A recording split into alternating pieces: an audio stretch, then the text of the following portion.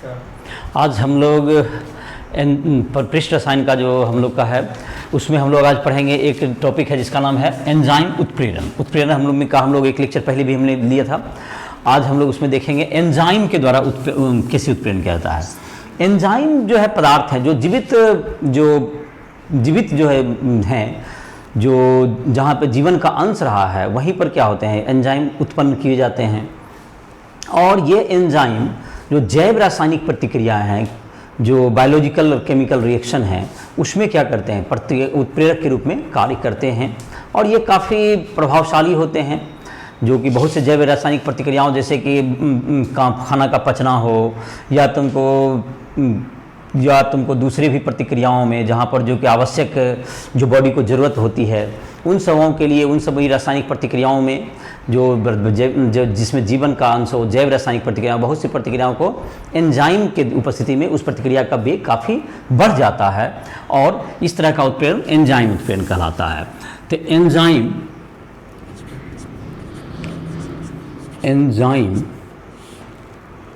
Protein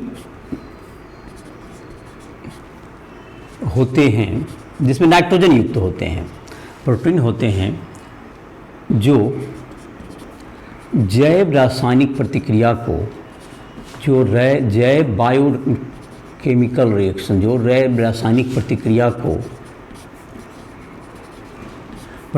के वेग को प्रभावित करती है।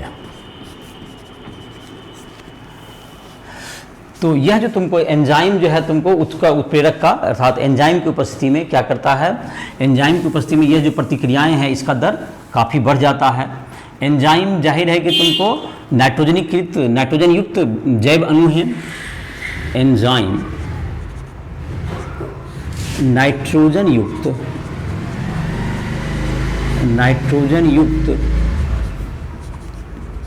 जैव अणु हैं जो जैव रासायनिक प्रतिक्रिया को उत्प्रेरित करते हैं, जो जैव रासायनिक प्रतिक्रिया को उत्प्रेरित करते हैं,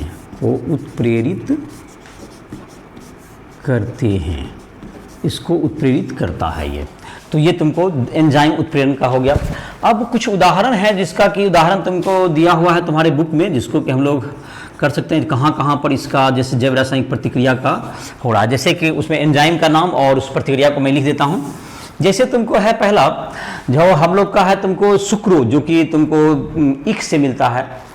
सुक्रोज का अनुसूत्र होता है C12H22O11। ये सुक्रोज हो गया। ये सुक्रोज का जल अपघटन करेंगे तो इसमें तुमको जल अपघटन करने में तुमको इन्वर्टेज एंजाइम, तो इन्वर्टेज इंग्लिश में ही लिख देते हैं, इन्वर्टेज एंजाइम तुमको क्या करेगा, इसको ग्लूकोज और फ्रक्टोज में तोड़ देगा। ये ग्लूकोज और फ्रक्टोज में इसे ब्रेक कर देता है। ये ग्लूकोज और ये हो गया फ्रक्टोज, ये तुमको इसको ब्रेक कर देगा ग्लूकोज और फ्रक्टोज में। एक प्रतिक्रिया हो गया। दूसरा है तुमको सुक्रोज का जल अपघटन करेंगे तो ये तुमको टूट करके ग्लूकोज और फ्रक्टोज देगा, जिसमें इन्वर्टेज एंजाइम मददगार होता है। दूसरा प्रतिक्रिया है जबकि तुमको C6H12O6 जो है तुमको इसको जब जल के उपस्थिति में जबकि अल्कोहल बनाना होता है तो इसमें जाइमेज एंजाइम डालते हैं। जाइमेज एंजाइम इसको क्या बनाएगा, एथिल अल्कोहल और कार्बन डाइऑक्साइड में इसको क्या कर देता है, परिवर्तित कर देता है। इसमें तुमको जाइमेज एंजाइम काम करता है। तुमको तीसरा है जैसे कि स्टार्च, जो कि स्टार्च मतलब हो गया तुमको स्टार्च, बसा फैट कहते हैं। स्टार्च हो गया तुमको, स्टार्च जो होते हैं, स्टार्च जो तुम्हें कि जो खाना बच जाता है जो खाना के बाद, वह स्टार्च के रूप में जमीन इसमें क्या जाता है, उत्पन्न रह जाता है, स्टोर रहता है बॉडी में। और इसको तुमको जो है स्टार्च को डाइस्टेज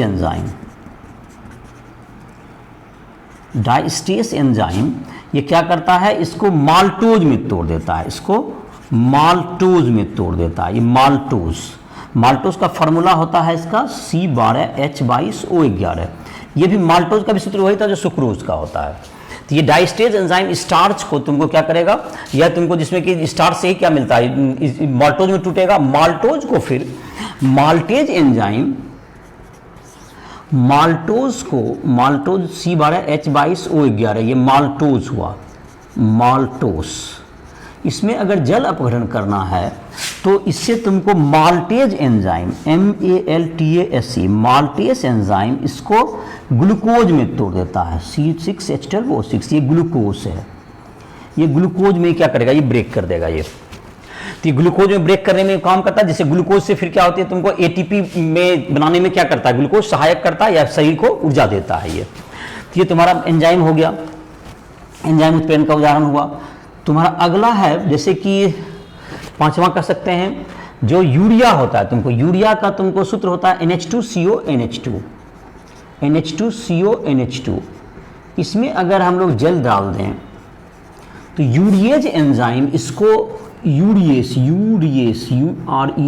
यूरिएस एंजाइम क्या करेगा, इसको अमोनिया और कार्बन डाइऑक्साइड में क्या करता है, इसको ब्रेक कर देता है। यूरिएज एंजाइम इसको तोड़ने में मदद करता है। और भी तुमको एग्जांपल दिए जा सकते हैं, जैसे कि तुमको है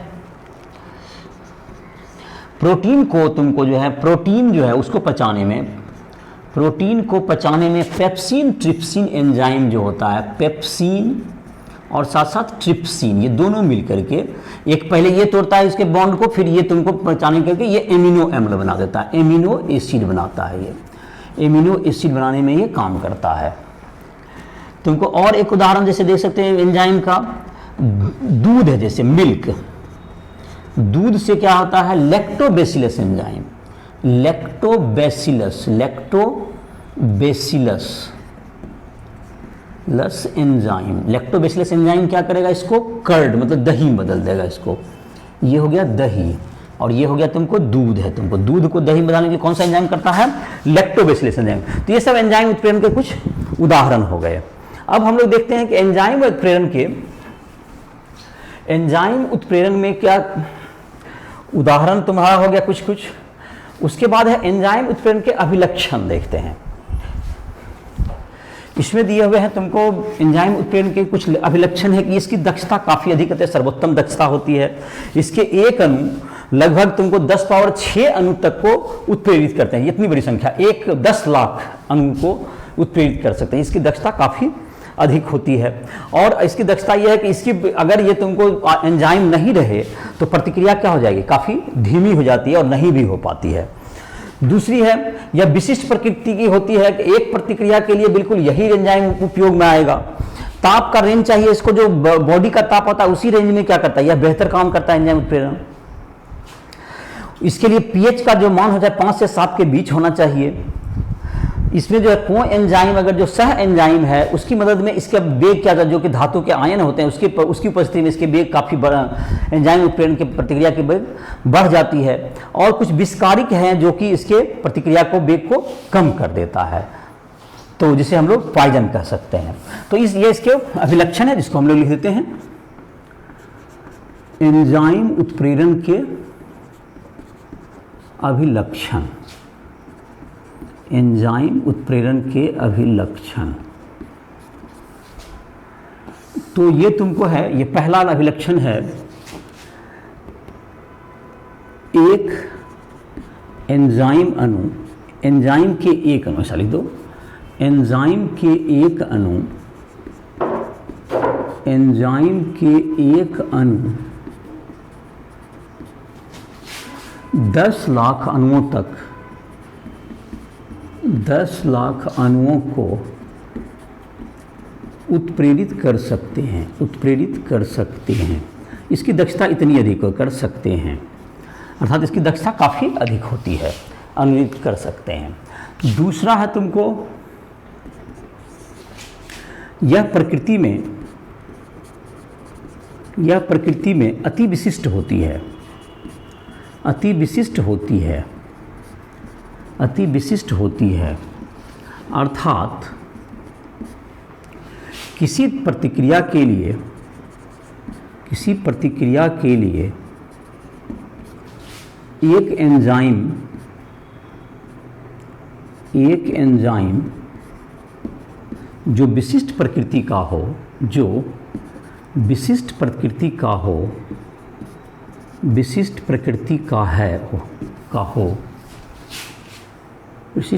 का हो उपयुक्त होता है, इसका उपयुक्त होता है ये। तो ये तुम्हारा हो गया, इसकी काफ़ी अति विशिष्ट प्रकृति की होती है। तीसरा कह सकते हैं एंजाइम उत्प्रेरण 298 केल्विन मतलब 25 डिग्री सेल्सियस से लगभग 310 केल्विन मतलब 33 डिग्री सेल्सियस के बीच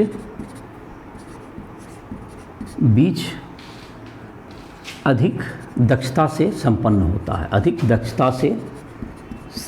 होता है। इसीलिए देखते होगे कि तुमको ज़्यादा जैसे ठंडा के समय में भी देखो पचने में जैसे तुम्हारा है जो एंजाइम मदद करते हैं, उसका एक्शन ठीक नहीं रह पाता है, चाहे ज़्यादा जरा हो चाहे ज़्यादा गर्मी हो, पचने में तुमको दिक्कत हो जाएगी। क्योंकि एंजाइम उत्प्रेरण जो है तुमको 25 डिग्री से लगभग 33 डिग्री के बीच में काम करता है, और ज़्यादा ठंडा हो गया तो भी टेम्परेचर डाउन हो जाएगा, और ज़्यादा गर्मी पड़ेगा तो भी टेम्परेचर अप हो जाएगा 33 डिग्री से, तो भी पचने में या बॉडी के बहुत से फंक्शन में क्या होने लगते हैं, दिक्कत होने लगती है एंजाइम उत्प्रेरण में। तो इसलिए वह ताप ज़्यादा बेहतर होता है इसका। एंजाइम उत्प्रेरण के लिए pH का मान 5 से 7 के बीच होना चाहिए,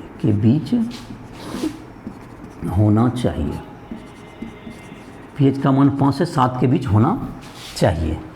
ये तुम्हारा हो गया। पांचवा है तुमको सह एंजाइम जैसे कि धातु के आयन है Na+, Mn2+, कोबाल्ट का तुमको है इत्यादि। एंजाइम की प्रतिक्रिया को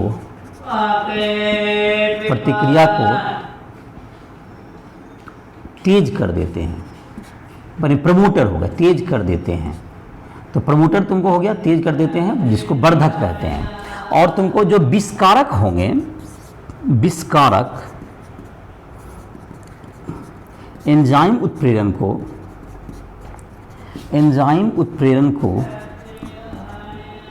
कम कर देता है। जैसे बहुत से ड्रग्स जो होते हैं, दवा बहुत सा दिया जाता है जिससे कि एंजाइम उत्प्रेरण की प्रतिक्रिया को प्रभावित हो, जिससे अलग अलग तरह के औषध के रूप में इसको प्रयोग किया जाता है। तो ये होगा तुमको एंजाइम उत्प्रेरण के कुछ अभिलक्षण हो गए कि यह तुमको इसकी दक्षता काफ़ी अधिक होती है, बहुत कम अणु भी क्या करता है बहुत, और इसकी उपस्थिति के बिना प्रतिक्रिया होना बहुत ही कठिन होता है, और यह तुमको काफ़ी दक्ष होता है, विशिष्ट प्रकृति का होता है, दूसरा जगह पर नहीं हो पाता है। तो ये सब इसकी विशेषताएं थी। अब है तुमको एंजाइम उत्प्रेरण का, तुमको एंजाइम का इसका क्रियाविधि क्या है, एंजाइम उत्प्रेरण की क्रियाविधि।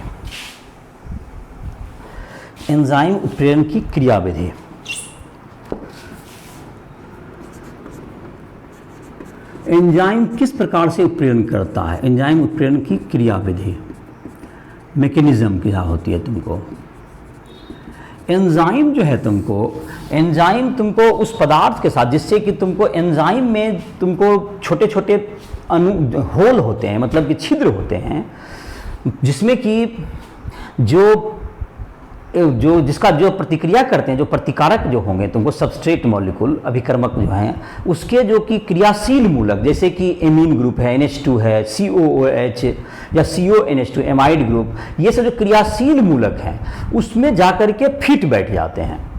उसमें इस प्रकार के छेद होते हैं, एंजाइम में इस प्रकार के पोर होते हैं, जगह होते हैं कि उसमें जो है अभिकर्मक के क्रियाशील मूलक उसमें फिट जाकर के बैठ जाते हैं, जैसे कि किसी एक ताला में चाबी जैसे कि बिल्कुल फिट बैठ जाता है। उसी प्रकार से एंजाइम के छिद्र में एंजाइम में इस प्रकार से छिद्र बने होते हैं जिसमें कि अभिक्रमक के जो कि अब क्रियाशील मूलक हैं, जैसे मैंने बताया था एमीन ग्रुप हो, कार्बोक्सिलिक अम्ल का ग्रुप हो या एमाइड हो, ये सब उसमें जाकर के फिट बैठ जाएंगे और इस प्रकार से अभिक्रमक क्या करेंगे, वहाँ पर जाकर एंजाइम के साथ जुट गए, एंजाइम के क्रियाशील, और इस प्रकार एक मध्यवर्ती का निर्माण करेंगे, सक्रिय संकुल का, जो कि तुमको कोऑर्डिनेशन कॉम्प्लेक्स आयन का निर्माण करेंगे, और इस प्रकार से बाद में तुमको वह प्रतिफल का निर्माण, प्रोडक्ट बनाएंगे और एंजाइम पुनः अलग हो जाता है। इस प्रकार से क्या रहता है, यह तुमको क्या करता है, एक एक्टिव साइट प्रदान करता है जहां पर कि प्रतिक्रिया हो पाता है एंजाइम। तो इसको हम लोग कुछ लाइन लिख लेते हैं, उससे भी समझ में आएगा।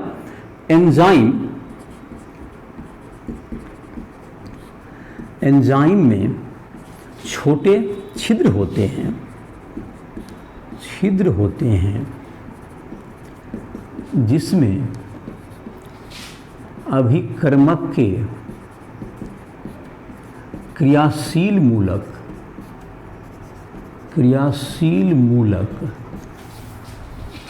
मूलक जैसे तुमको हो गया NH2, COOH इत्यादि फिट हो जाते हैं,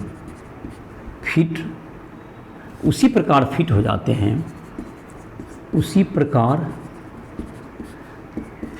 हो जाते हैं,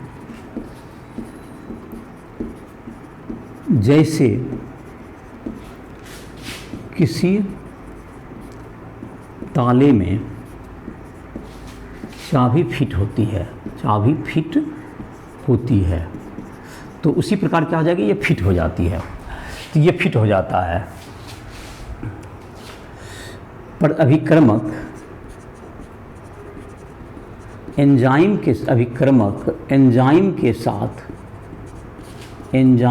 साथ संकुल मध्यवर्ती बनाती है, मध्यवर्ती का निर्माण करती है जो टूटकर जो प्रतिफल बनाता है, जो प्रतिफल का निर्माण करता है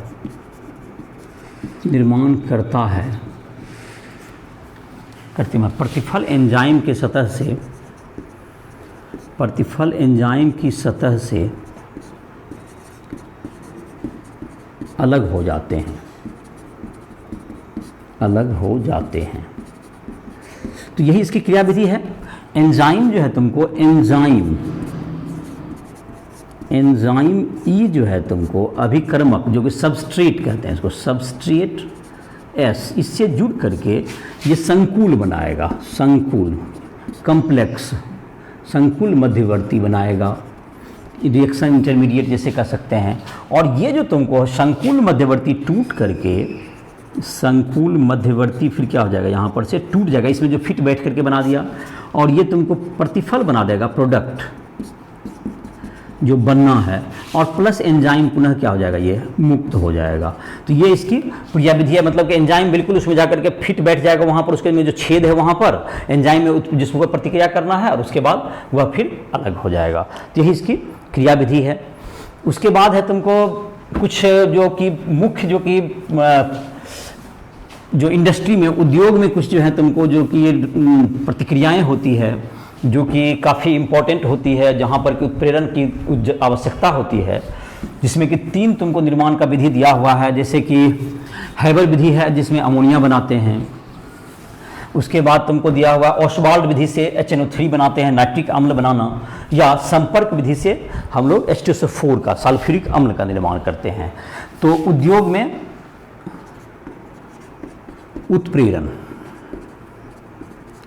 उत्प्रेरण जिसमें कि क्या क्या तुमको उत्प्रेरक काम करता है, उसके क्या प्रताप दाब हैं। जैसे है पहला तुमको हैबर विधि है, हैबर विधि, इससे क्या बनाया जाता है, अमोनिया तुमको बनाते हैं। हैबर विधि से क्या बनाएंगे हम लोग, अमोनिया बनाते हैं।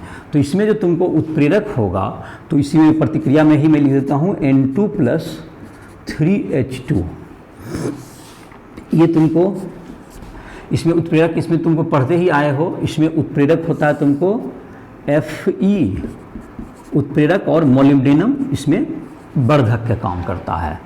Fe उत्प्रेरक और मोलिब्डेनम वर्धक का काम करेगा।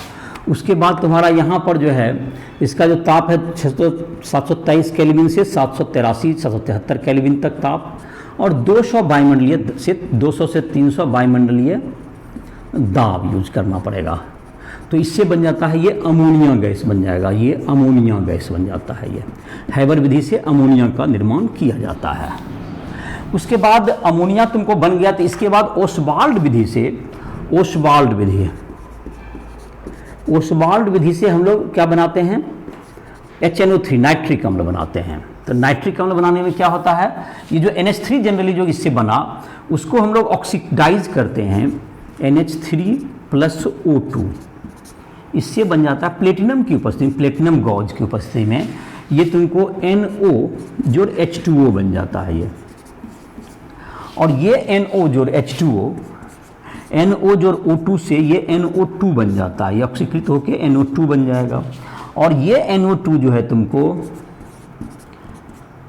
जल की उपस्थिति में और ऑक्सीजन की उपस्थिति में ये नाइट्रिक अम्ल HNO3 बनाएगा। ये HNO3 नाइट्रिक अम्ल हो गया, ये नाइट्रिक अम्ल, नाइट्रिक एसिड बनाएगा। ये तुम्हारा दूसरा उत्प्रेरण का प्रतिक्रिया है। तीसरा तुमको है संपर्क विधि, जिसमें कि सल्फ्यूरिक अम्ल बनाना है। संपर्क विधि, कॉन्टैक्ट प्रोसेस को इंग्लिश में कहते हैं। इसमें तुमको 2SO2 जोड़ O2, इसमें तुमको उत्प्रेरक लेता है V2O5 या एस्बेस्टस की उपस्थिति में V2O5 ले सकते हो या प्लेटिनम, इन सबों की उपस्थिति में ये 2SO3 बन जाएगा। और SO3 में क्या कर देंगे, SO3 में अगर H2O से मिक्स कर देंगे सावधानी पूर्वक तो ये H2SO4 बन जाता है। और इस H2SO4 में SO3 मिक्स होकर के ओलियम बनाता है, ये तुमको इसी रूप में। और इसमें जब भी ओलियम में तुमको अगर पानी दे देंगे, ओलियम बन गया ये ओलियम में जैसे ओलियम के रूप में ही ट्रांसपोर्ट करते हैं, और जहाँ पर पहुँच जाएगा वहाँ पर क्या कर दिया जाता है, इसमें पानी मिला करके H2SO4 प्राप्त कर लिया जाता है। तो ये तुमको इंडस्ट्री में होने वाले, ये तुमको उत्प्रेरण की कुछ घटनाएं थे। इसके पहले हमने एंजाइम उत्प्रेरण के बारे में देखा। तुम लोग को जो भी मतलब किसी भी प्रश्न को पूछना हो राष्ट्रीय ऐप से आकर के हमसे संपर्क कर सकते हो, फिजिक्स केमिस्ट्री या मैथ किसी भी चीज़ के लिए। तो इसी के साथ इस लेक्चर को समाप्त करें। नेक्स्ट लेक्चर में हम लोग कोलाइड के बारे में पढ़ेंगे। तुम लोग पाठ्यनिहित प्रश्न इसका जो दिया हुआ है और जो एक्सरसाइज में क्वेश्चन है उसको बनाने की कोशिश कर सकते हो। तो और जहाँ दिक्कत हो हमसे संपर्क कर सकते हो ऐप के माध्यम से। राष्ट्रीय ऐप को प्ले स्टोर से डाउनलोड करके हम संपर्क कर सकते हो। तो इसी के साथ इस लेक्चर को समाप्त कर रहे हैं।